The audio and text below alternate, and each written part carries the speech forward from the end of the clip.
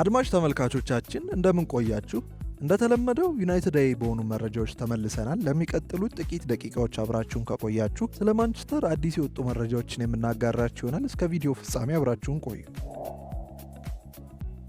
ቪዲዮን ከመጀመራችሁ በፊት ግን ለዚህ ዩቲዩብ ቻናል አዲስ ከሆናችሁ ይህ የማንቸስተር ዩናይትድ ኢትዮጵያ ዩቲዩብ ቻናል ሲሆን በዚህ ዩቲዩብ ቻናል ስለ ማንቸስተር ዩናይትድ አዲስና ወቅታዊ መረጃዎችን ስለምናጋራ ከመረጃዎቹ ትካፈሉ ዘንድ ሰብስክራይብ በማድረግ ቤተሰብ እንድትሆኑ በአክብሮት እንጋብዛለን። ከዛ በተጨማሪም ይህንን ቪዲዮ ላይክ በማድረግ ተደራሽነታችንን እንድታሰፉልን እየጠየቅን ዛሬ ወዳዘጋጀንላችሁ አዳዲስ ዩናይትድ መረጃዎች እንለፍ። ማርከስ ራሽፎርድን ለማስፈረም ቅርብ የሆነው ቡድን ማን እንደሆነ ተገለጸ። እንግሊዛዊ የክንፍ መስመር ተጫዋች የማንቸስተር ዩናይትድ የመጪው ሲዝን እቅድ አካል አይደለም። አስቶን ቪላ ማርከስ ራሽፎርድን በቡድናቸው በቋሚነት እንዲቆይ ለማድረግ በሚደረገው ፉክክር መሪነቱን ወስደዋል። በአስቶን ቪላ የተሳካ የውሰት ቆይታን ተከትሎ በኡናይ ኤምሪ የሚመራው ቡድን ምንም እንኳን የባርሴሎና ፍላጎት ቢኖረውም አጥቂውን ለማቆየት ቆርጧል። ራሽፎርድ በጥር ወር ከመጣ በኋላ በ10 ጨዋታዎች ላይ መሳተፍ የቻለ ሲሆን በአጥቂ ክፍል ውስጥ ቀጥተኛ አስተዋጽኦ በማድረግ በብቃቱ ላይ ከፍተኛ መሻሻልን አሳይቷል። የራሽፎርድ ተጽዕኖ የቪላ ቦርድን አሳምኖታል። አሁን ላይ ቪላዎች በ40 ሚሊዮን ፓውንድ የግዢ አንቀጹን ተግባራዊ ለማድረግ እያሰቡ ይገኛል። ይሁን እንጂ ተጫዋቹ ዋና እንቅፋት የሆነበት ነገር ከፍተኛ ደሞዙ ነው። ምክንያቱም አሁን ያለው ኮንትራት ለሚቀጥሉት 5 ዓመታት በአጠቃላይ ወደ 130 ሚሊዮን ፓውንድ ወጪ ስለሚያስወጣ ነው። ራሽፎርድን ለማስፈረም ከፍተኛ ተፎካካሪ የሆነው አስቶን ቪላ የደሞዙ ነገር እያሳሰበው ይገኛል።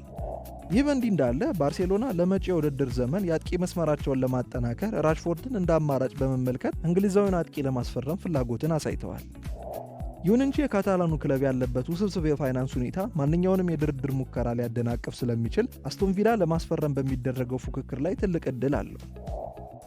የራሽፎርድ ውሰት የበርሚንግሃሙን ከተማ ቡድን ብቻ ሳይሆን ማንቸስተር ዩናይትድንም ይጠቅማል። ዩናይትድ በቋሚ ዝውውሩ ብዙ ገንዘብ ሊያገኝ ይችላል። በክረምቱ የዝውውር ገበያ አስቶን ቪላ በጣም አስፈላጊ ከሆኑ ስምምነቶች ውስጥ አንዱን ለመጨረስ እድሉ አለው እየተባለ ይገኛል። ሩበን አሞሪም ማንቸስተር ዩናይትድን ለማሻሻልና የፕሪሚየር ሊግ ሻምፒዮን ለማድረግ እንደቸኮለ ገልጿል። የማንቸስተር ዩናይትዱ አሰልጣኝ ሩበን አሞሪም ቡድኑን ለማሻሻልና እንደገና ለፕሪሚየር ሊግ ዋንጫዎች ለመወዳደር ችኮላ ላይ ነን ብሏል። የመገናኛ ብዙሃን በየካቲት ወር እንደዘገቡት የክለቡ የበላይ አመራሮች በ2028 ክለቡ 21ኛውን የፕሪሚየር ሊግ ሻምፒዮንነት እንዲያሸንፍ ለማድረግ ያለመ ሚሽን 21 የተሰኘ እቅድ አውጥቷል የሚል ዘገባ መውጣቱ ይታወሳል። ነገር ግን አሞሪም ከዛ በፊት ለማሳካት ተስፋ አድርጓል። እናም በመጪው ውድድር ዘመን ጉልህ መሻሻሎችን ለማሳየት ተስፋን ሰንቋል። አሰልጣኙ ከእሁዱ ጨዋታ በፊት ከጋዜጠኞች ለቀረበለት ጥያቄ እንዲህ ሲል ተናግሯል። እኔ የአሸናፊነት ስሜት ይገባኛል። ተወዳዳሪ ለመሆን ብዙ ዓመታት ያስፈልገናል ብዬ ማሰብ አልፈልግም። እንደዛ እያሰብኩ ቡድን ማስተዳደር አልችልም። ለዛም ነው በራሴ ላይ ጫናን የምፈጥረው። በሚቀጥለው ዓመት ወይም 2 ዓመት ውስጥ ትልቁ ተፎካካሪ እንደማንሆን አውቃለሁ። በክለብ ውስጥ ብዙ ነገሮችን እየቀየርን ነው። ብዙ ጊዜ እንደሚወስድም እናውቃለን። ነገር ግን ብዙ ዓመታት ያስፈልገኛል አልልም። የሚቀጥለው ዓመት ለመሻሻል ዋና ግባችን ነው። በሚቀጥለው ዓመት ሻምፒዮን እንሆናለን እያልኩ አይደለም። እብድ አይደለሁም። ብዙ ዓመታት እንደሚያስፈልገን ሰበብ ማቅረብ አልፈልግም። እንድንረጋጋ እንፈልጋለን። ለቀጣዩ ዓመት በጣም የተሻለ ለመሆን ብዙ እንሰቃያለን። ብዙ ጊዜ እንፈልጋለን። ሁሉም ቡድኖች ለመሻሻል እየፈለጉ ነው። ሁሉም ቡድኖች በሚቀጥለው የውድድር ዓመት እንደገና ይሻሻላሉ። እኛ በጠንካራ ጎናችን ላይ ማተኮር አለብን ሲል ተናግሯል። ሩበን አሞሪም አክሎም በ3 ዓመታት ውስጥ የት እንገኛለን ብዬ መናገር አልችልም። አሁን አንድ ነገርን እንሞክራለን። ለእኔ ጥሩ መሆንን በሚቀጥለው የውድድር ዘመን እንጀምራለን። በጣም የተሻለን መሆን አለብን፣ ምክንያቱም ይህ ትልቅ ክለብ ነው። ያንን ጫና በእኔና እዚህ ባለ በሁሉም ሰው ላይ ማድረግ እፈልጋለሁ። አሁን ላይ የበለጠ ትኩረቴ በማንቸስተር ዩናይትድ ችግር ላይ ነው ሲል ሐሳቡን ደምድሟል። በአሌሃንድሮ ጋርናቾ ዙሪያ አዲስ መረጃ ከእንግሊዙ ዘሰን ተሰምቷል። ዘሰን እንደዘገበው የማንቸስተር ዩናይትድ ኮከብ አሌሃንድሮ ጋርናቾ በእርሱ ዙሪያ ባለው እርግጠኝነት ማነስ ቤቱን ለሽያጭ አቅርቧል ብሏል። የ20 ዓመቱ ወጣት በሚያዝያ 2004 በታላቁ ማንቸስተር አካባቢ ባለ 7 መኝታ ቤት ለመግዛት 3.8 ሚሊዮን ፓውንድ ከፍሏል። ጋርናቾ የሚኖረው ከፍቅረኛው ኤቫ እና ከልጃቸው ኢንዞ ጋር ነበር።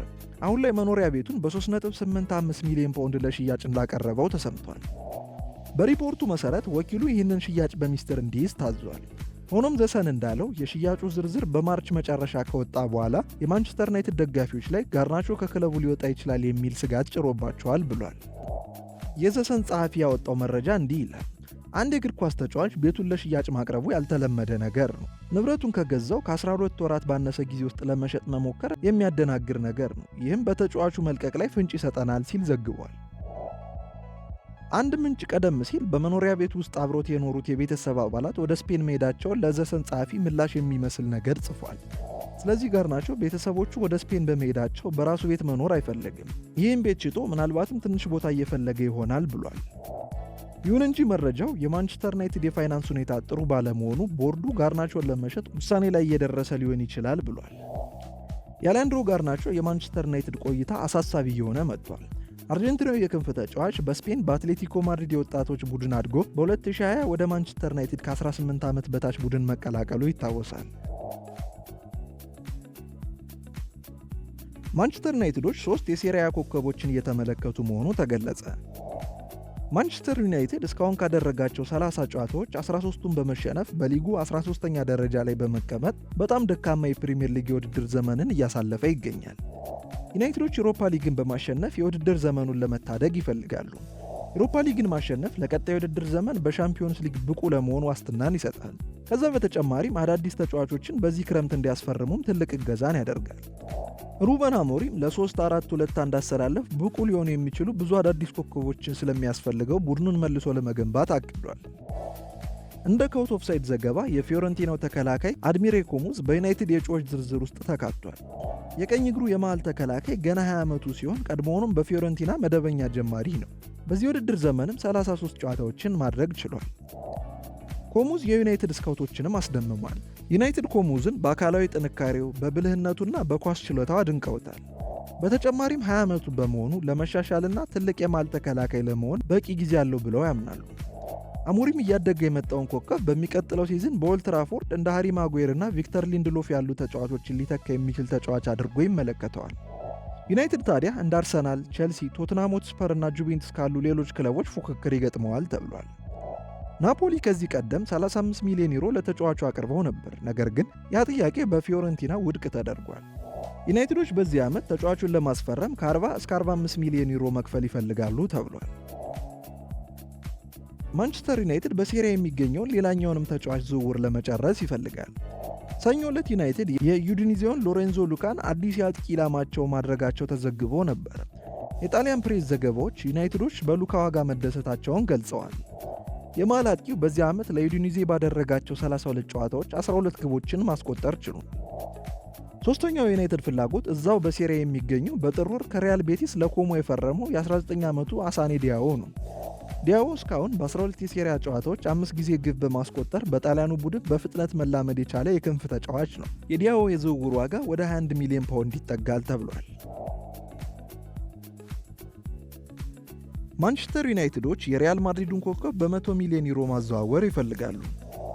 እንደ ፊጃቺስ ዶትኔት ዘገባ ከሆነ ማንቸስተር ዩናይትዶች የሪያል ማድሪዱን አማካኝ ፌዴሪኮ ቫልቬርዴን ለማስፈረም 100 ሚሊዮን ዩሮ ለመክፈል ይፈልጋሉ ብሏል። ኡራጋዊ ኮከብ በዓለም ላይ ካሉት ምርጥ አማካኞች አንዱ ሲሆን የእንግሊዙን ግዙፍ ክለብ ፍላጎትን ስቧል። ዩናይትዶች የማይደፈረውን ፊርማ ለማግኘት ማሰባቸውም ሪፖርቱ ገልጿል። ቫልቬርዴ በ2016 ክረምት ከፔናሮል በ5 ሚሊዮን ዩሮ የተቀላቀለ ሲሆን በማድሪድ 3 የላሊጋ ዋንጫ፣ 2 የአውሮፓ ቻምፒዮንስ ሊግ እና 1 የኮፓ ዴል ሬይ ሲያሸንፍ በ305 ጨዋታዎች 29 ጎሎችንና 30 አሲስት ማድረግ ችሏል። ስለሆነ ማንቸስተር ዩናይትዶች በክረምቱ የደቡብ አሜሪካዊውን ፊርማ ለማግኘትና ከአስፈሪ የውድድር ዘመናቸው በኋላ በቫልቬርዴ ፊርማ መነቃቃትን እንደሚፈጥሩ ተስፋ አድርገዋል። ቫልቬርዴ በአሁኑ ሰዓት ከሪያል ማድሪድ ጋር እስከ 2029 ክረምት ድረስ ኮንትራት አለው። በዚህ የውድድር ዘመን 47 ጨዋታዎችን በማድሪድ መለያ አድርጎ 8 ጎሎችንና 7 አሲስቶችን አስመዝግቧል። ዩናይትዶች በክረምቱ ትልቅ የመልሶ ግንባታ ለማድረግ በዝግጅት ላይ ያሉ ሲሆን በክረምቱ እንደ ኤሪክሰን፣ ካዝሜሮ ምናልባትም ኮቢ ሜኑ የመሳሰሉ ተጫዋቾች ስለሚለቁ በወጣት ባለተሰጥኦዎች ቦታውን መሙላት ይፈልጋሉ። ሪያል ማድሪድ በቫልቬርዴ ዝውውር ላይ ምላሽ የሚሰጥ ባይመስሉም ዩናይትዶች ትልቅ ዋጋ አቅርበው ለማሳመን ይፈልጋሉ። ሁለቱ ክለቦች ያላቸውን ትልቅ ግንኙነት ተከትሎ ዝውውሩ ከባድ ቢመስልም ዩናይትዶች ለመሞከር ይፈልጋሉ ተብሏል። የራትክሊፍ አስተዳደር እስከ 100 ሚሊዮን ዩሮ ለኡራጋዊ ዝውውር ለማቅረብ ይፈልጋል። ነገር ግን ሁሉም ነገር የሚወሰነው በማድሪድ ብቻ ይሆናል ተብሏል። ፖል ፖግባ ወደ ማንቸስተር ዩናይትድ ሊመለስ ይችላል የሚሉ ሪፖርቶችን ተከትሎ ዴቪድ ኦርንስታይን አዲስ መረጃን አጋርቷል። ማንቸስተር ዩናይትድ ፖል ፖግባን ወደ ኦልድ ትራፎርድ ለማምጣት ንግግር ላይ አይደሉም ሲል ጋዜጠኛው ተናግሯል። ፈረንሳዊ አማካኝ የ18 ወራት እገዳውን በቅርቡ ያጠናቀቀ ሲሆን አሁን ላይ ከኮንትራት ነፃ ሆኖ ይገኛል። ፖግባ በ2012 በነፃ ወኪል ወደ ጁቬንቱስ ከመሄዱ በፊት በኦልድ ትራፎርድ መጫወት ችሎ ነበር። ፈረንሳዊ አማካኝ በ2016 ማንቸስተር ዩናይትድን በድጋሚ የተቀላቀለ ሲሆን በድጋሚ በነፃ ዝውውር 2022 ላይ ጁቬንቱስን ተቀላቅሏል። ሆኖም ፖግባ በቱሪን ለሁለተኛ ጊዜ ከሄደ በኋላ የሚጠበቅበትን ያህል አልሰራም።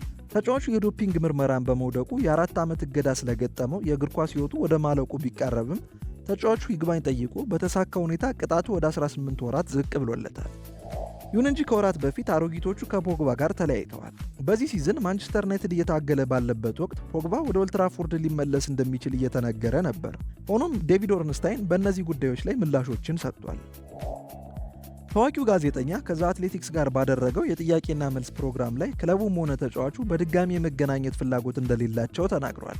ፖግባ ግን በሁለቱም ወገኖች አጀንዳ ውስጥ አይደል። በዚህ ወቅት ወደ ክለቦች ከማምራቱ በፊት ብዙ ልምምዶችን ማድረግ አለበት። ፖግባ ወደ ትልቅ ቡድን የመሄድ ፍላጎት አለው፣ ነገር ግን ጠንካራ ውሳኔ ላይ አልደረሰም። ስለሱ ብዙ መረጃዎችን ሰምቻለሁ፣ ወደ ማንቸስተር የተባለው ነገር ግን ፈጽሞ ከእውነት የራቀ ነው ብሏል። ኦርንስታይን በተጨማሪ ማንቸስተር ዩናይትዶች በዚህ ክረምት አዲስ አማካኝ ያስፈርማሉ ያለ ሲሆን እንደ ክርስቲያን ኤሪክሰን፣ ካዝሜሮ ያሉ ተጫዋቾች እንደሚለቁ ይጠበቃል ብሏል። በቪክተር ጊዮከረሽ ዝውውር ላይ ከሁለቱ የፕሪሚየር ሊግ ክለቦች ውጭ አዲስ ፈላጊ ብቅ ማለቱ ተገለጸ። የስፖርቲንግ ሊዝበኑ አጥቂ ቪክተር ጊዮከረሽ በክረምቱ የዝውውር መስኮት ፖርቹጋልን ለቆ ይወጣል የተባለ ሲሆን እስካሁን ግን መዳረሻው እርግጠኛ አልሆነም።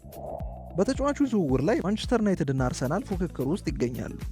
ሁለቱ ክለቦች በክረምቱ የዝውውር መስኮት ቪክተር ጊዮከረሽን ለማስፈረም በሚደረገው ፉክክር ውስጥ አሁን ላይ በመጣባቸው ሶስተኛ ክለብ ችግር ገጥሟቸዋል። የስፖርቲንግ ሊዝበኑ አጥቂ ጊዮከረሽ በክረምት የዝውውር መስኮቱ ሲከፈት በጣም ከሚፈለጉ ተጫዋቾች አንዱ ለመሆን ተዘጋጅቷል። የስዊድኑ ኢንተርናሽናል በዚህ ሲዝን በሁሉም ውድድሮች 43 ጎሎችንና 11 አሲስቶችን አስመዝግቧል። የፖርቹጋሉ ቡድን ከዚህ በላይ ሊያቆየው እንደማይችል ስለሚያውቁ ላበረከቱ አገልግሎት በማመስገን ከውል ማፍረሻው በታች ሊሸጡት ተስማምተዋል እየተባለ ይገኛል። አጥቂው በአዲሱ ውል ማፍረሻው ከ50 እስከ 60 ሚሊዮን ፓውንድ ባለው እንደሚገኝ ይታመናል። የዩናይትዱ አለቃ ሩበን አሞሪም ከጊዮከረሽ ጋር በስፖርቲንግ ሊዝበን የሰራ ሲሆን ጎል ለማግኘት አስቸጋሪ በሆነበት ኦልድ ትራፎርድ እርሱን ለማምጣት ፍላጎት እንዳላቸው ታውቋል። ይህ በእንዲህ እንዳለ አርሰናል በካይ ሃቨርትዝ እና ጋብሪኤል ጄሱስ ላይ እምነት ስለሌላቸው ከፍተኛ ጥራት ያለው የመሃል አጥቂ ለማምጣት ተዘጋጅተዋል። መድፈኞቹ የቀድሞ የአትሌቲኮ ማድሪድ የስፖርት ዳይሬክተር አንድሪያስ ቤርታን ካመጡ በኋላ ጊዮከረሽን ከአርቢ ሌፕዚንጉ ቤንጃሚን ሼሽኮ አስቀድመው እየተመለከቱት ነው ተብሏል። ይሁን እንጂ በሁለቱም የፕሪሚየር ሊግ ግዙፍ ክለቦች ላይ ትልቅ ተቀናቃይ መጥቷል። ዘሰን እንደዘገበው የሳውዲ አረቢያው ክለብ አልቃዲሲያ ለጊዮከረሽ ከሚጠየቀው ዋጋ በላይ ለመክፈል ዝግጁ ነው ተብሏል።